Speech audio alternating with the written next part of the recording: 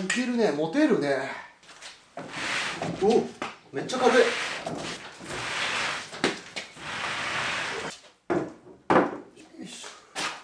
おはようございます。ガレージライフのお時間です。前回までスーパーセブンの解体作業をずっと進めてきて、ようやく一区切りがついたんで、今回から板金塗装スタートです。イエイ。板金塗装って楽しいっすよね。今回の作業目標としては、このフェンダー4枚、前後フェンダー4枚、材質は FRP ですね。フロントフェンダーは1回直しが入っていて、塗装がね、ブツブツしています。ブリスターですね。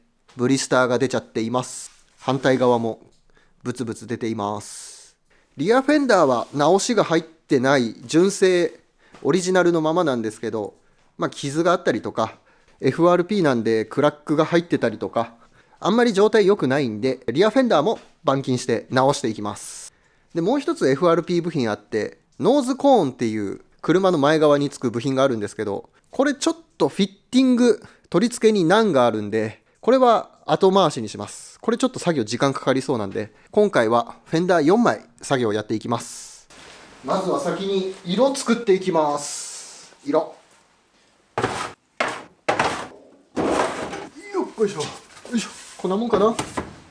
サフェーサー入れちゃうと元の色が分かんなくなっちゃうんで、色合わせしてから塗装をやっていきます。今回塗る予定の色は純正、元のこの緑色のまま塗装をやっていきます。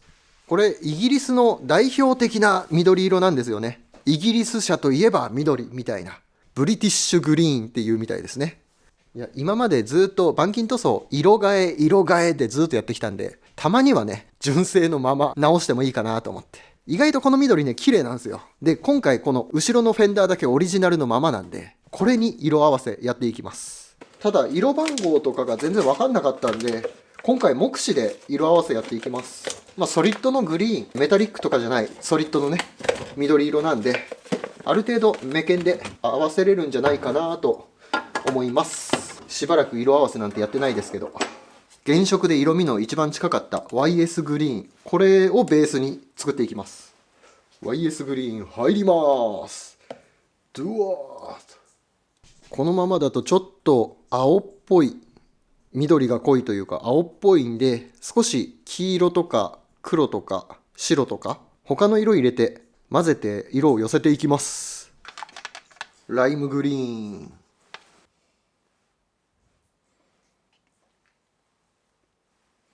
ある程度似たような色ができたんで、あとはテストピースに塗って微調整やっていきます。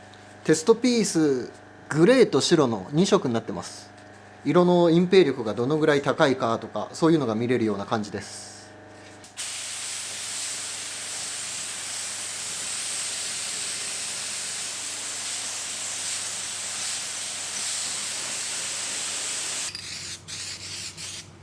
まだこっちの方が白っぽいの分かります？ちょっと色鮮やかですよね。ということで次白入れます。色味が合うまで繰り返しこの作業をやっていきます。経年劣化でパネルの上側と下側で色の濃さが違ったので、できるだけオリジナルに近づけるように色味の濃いパネルの下側で色を合わせてます。朝食が終わったんで空いていた缶に戻しました。で、最後これでね、もう一回ちゃんと色を見てます。缶の緑が混ざって色味変わるからね。で、結局ね、なんかちょっと白っぽく行き過ぎちゃったりとかして、また緑で戻したりとかやって1キロぐらいになっちゃいました。ちょっとね、余ると思います。200か 300cc ぐらい余ると思います。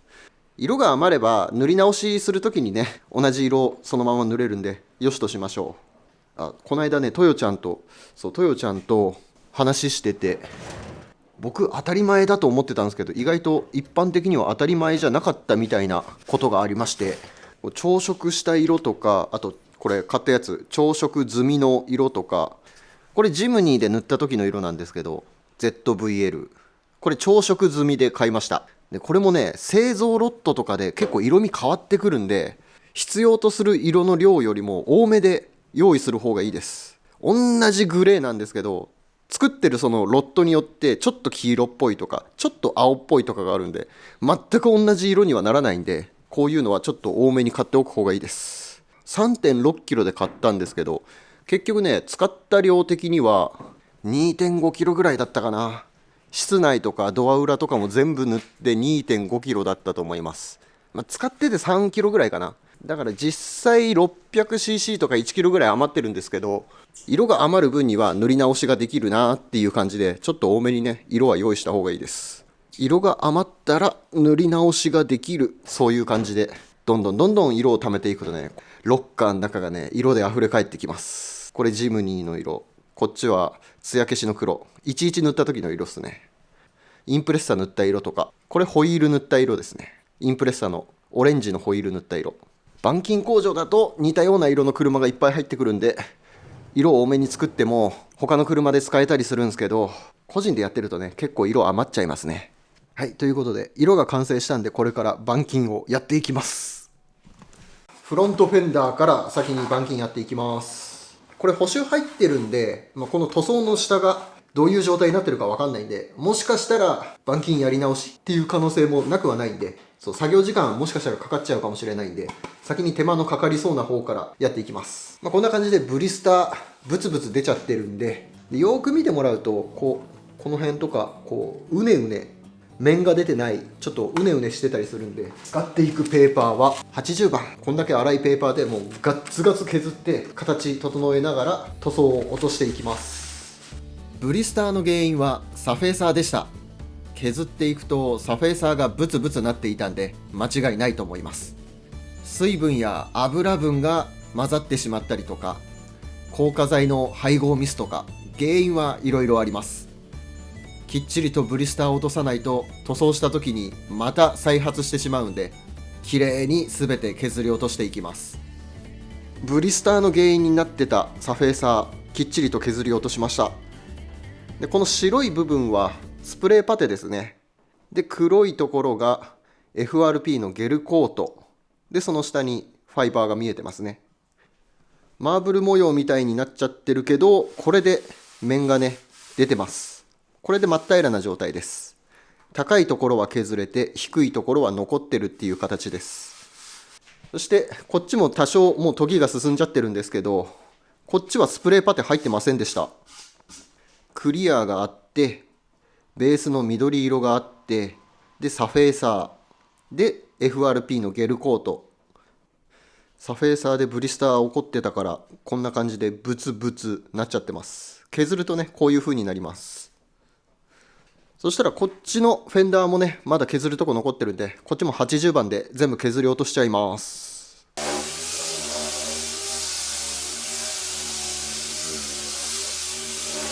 フロントフェンダー両方削り終わりました。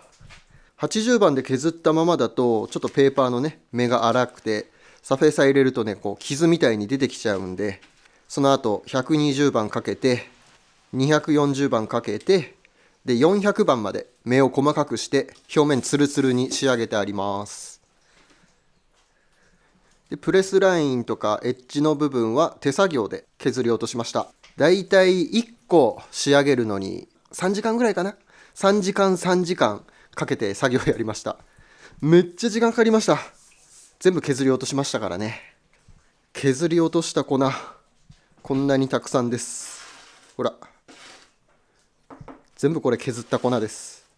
ブリスターを起こしてたサフェーサーもなくなったし、表面の歪み、デコボコとかもなくなったんで、これを塗装すればかなり綺麗なフェンダーになるんじゃないかなと思います。さあ、そしたらフロントフェンダー終わったんで、次はリアフェンダーですね。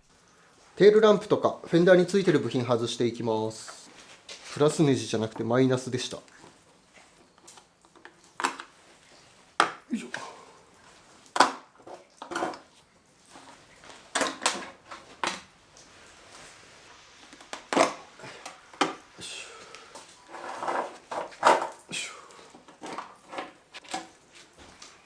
フェンダーの飛び石傷防止のこのプレート外していきます。リベットで留められてるんで、リベットもんじゃいます。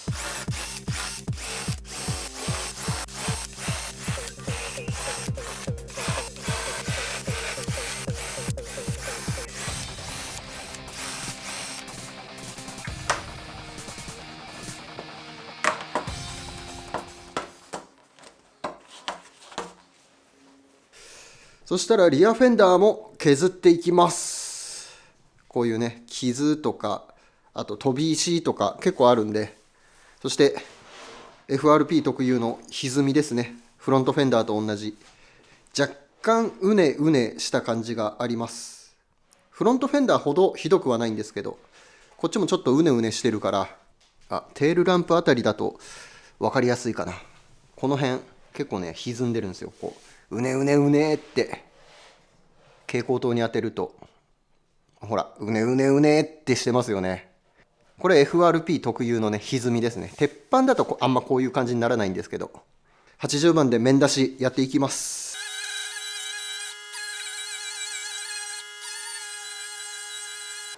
割れてるところと欠けてるところとかはプラリペア使って直していきます。よいしょ。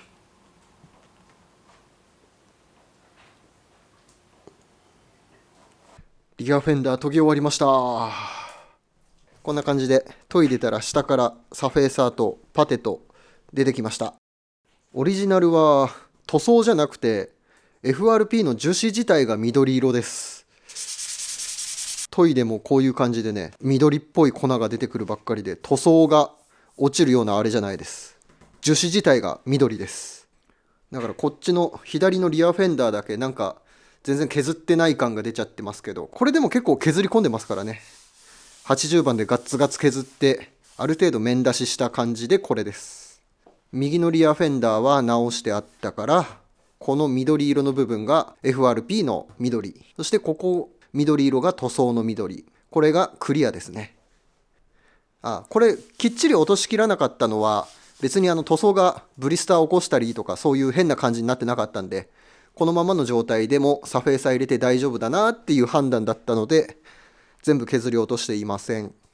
フロントはね塗装がおかしかったから全部削りましたけど、リアはおかしくなかったからこのままサフェーサー入れてしまいます。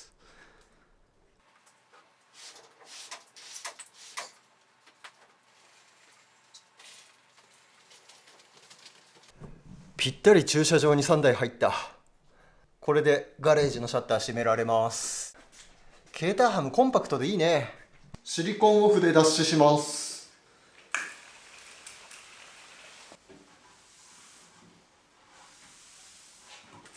サフェーサー、硬化剤、シンナー。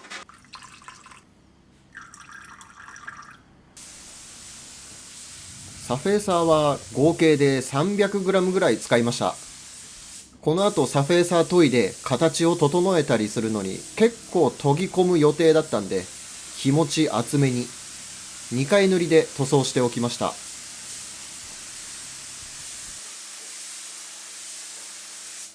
塗り上がりはこんな感じでございます。フロントフェンダーはこうなりました。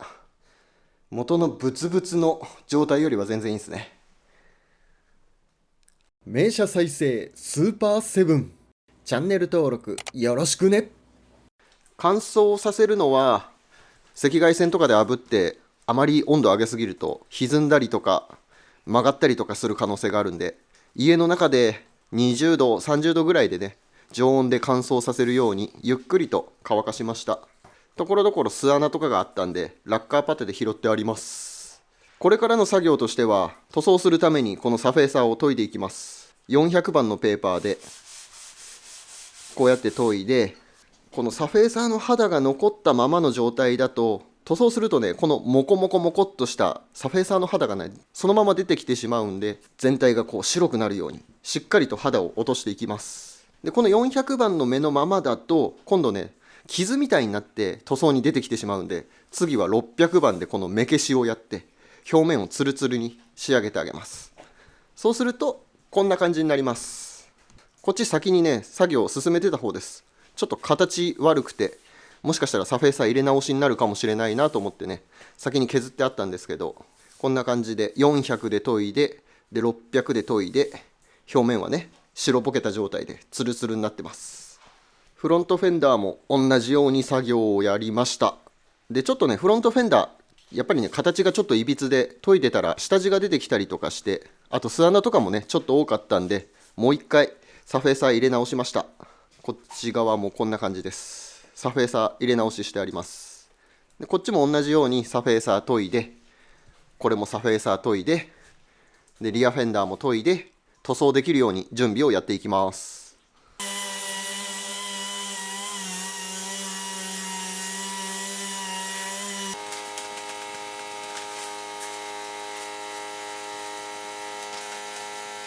塗装の準備が整いました。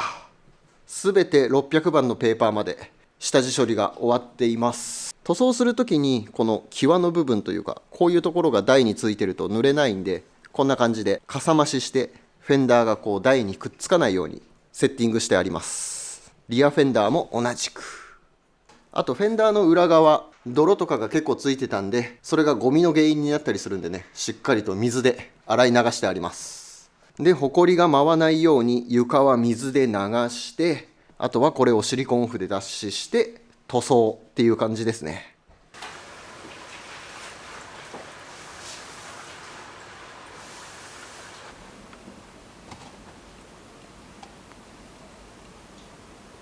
シンナーは気持ち多めで希釈率 100%。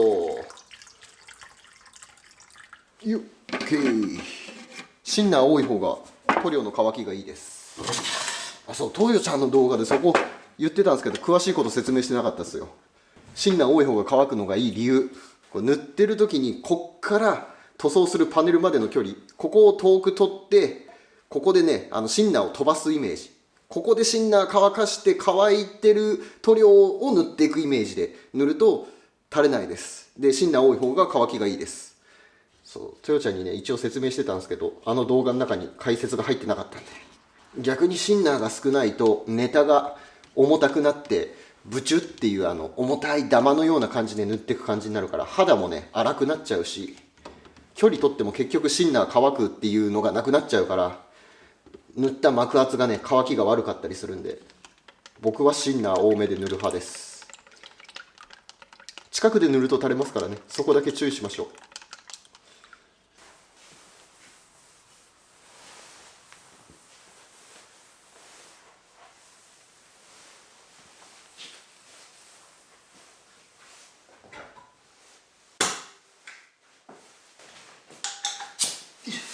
お待たせいたしました。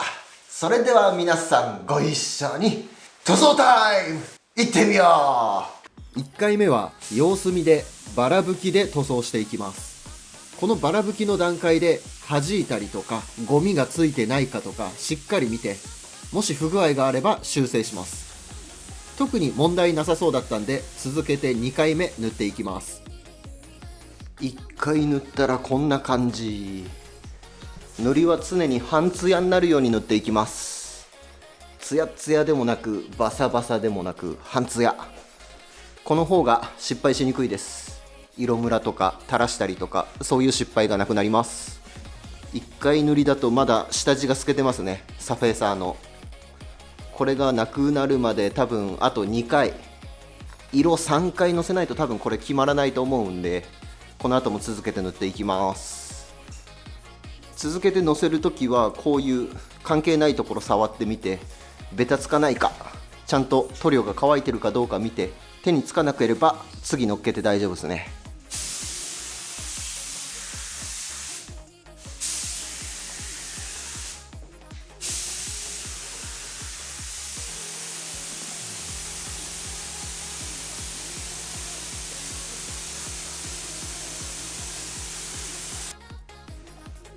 ベースを塗り終わりました。塗った回数は4回ですね。4回塗りでこんな感じです。さっきの透けて見えてたサフェーサーとかがなくなりました。あとはこれ試食乾燥、表面触れるぐらいまで乾かしてから次クリア塗っていきます。まだちょっとね早そうな感じがします。クリア塗っていきます。バラ決めの3回塗りで、最初の1回目のバラ拭きは弾いたりとかゴミがついたりしないか様子見るために最初はバラ拭きでやっていきます。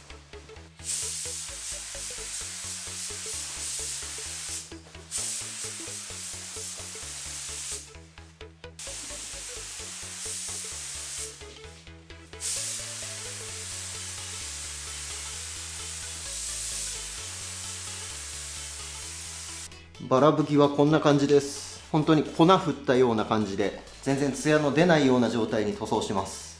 この状態でゴミとかがついてたりすると修正したりするんですけど、特に問題なさそうなんでこのまま次の塗装をやっていきます。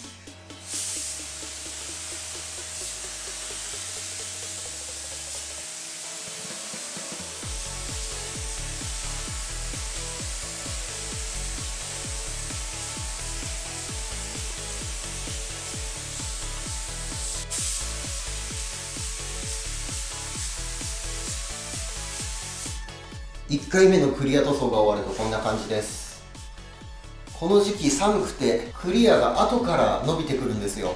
塗ってすぐの時は割とバサバサしてたりとかするのに、時間が経つとのぺーっと伸びてくるんで、あまり乗せすぎると垂れてしまうんで、1回目の塗装はシンナーの乾燥具合とかクリアの伸び具合とかを様子見るような感じで少し控えめに塗装しています。これで5分10分ぐらいですかね、乾燥させてから次2回目塗装をやっていきます。2回目塗っていきます。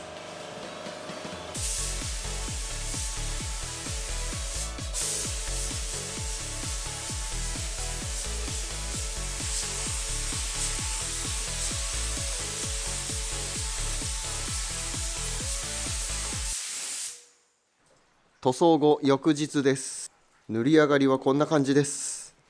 だいぶ綺麗に塗ることができました。垂らしたりとかそういうのもないし、ブリスターでブツブツしていた塗装の表面が綺麗に仕上がりました。撮影してる自分が見えますね。リアフェンダーも特に垂らしたりとかなんか失敗したようなところはなくて、今回かなり綺麗に塗ることができました。インプレッサとかジムニー塗った時よりも多分塗りは綺麗だと思います。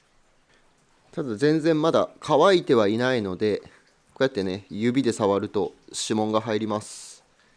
まだ表面しか乾いてなくて、中の方はまだ産んでるというか柔らかい状態なんで、これからゆっくり時間をかけて乾燥させていきます。あんまり熱入れすぎると歪んだりとか歪んだり曲がってしまったりするんで、ゆっくりじっくり低温で乾燥させてから車に組み付け、そして磨きっていう感じでやっていきます。ということで今回スーパーセブンの前後フェンダーの板金塗装をやりました。一度補修が入っていてブリスターが出てたりとか形がちょっと歪んでたりとか、作業をやってみるまではどんな状態になってるかわからなかったんで心配だったんですけど、そこまでひどい状態じゃなくて良かったです。塗装を削ってサフェーサー入れてあげるだけで形が出たんで、すごく作業が楽でした。スーパーセブンはボディがアルミなんでなかなか塗装する部分がなくて、今回貴重なね板金塗装作業なんですけど、綺麗に塗ることができて本当に良かったです。次回はノーズコーンを板金塗装やっていきたいと思います。最後までご視聴ありがとうございました。また次回もご覧ください。バイ。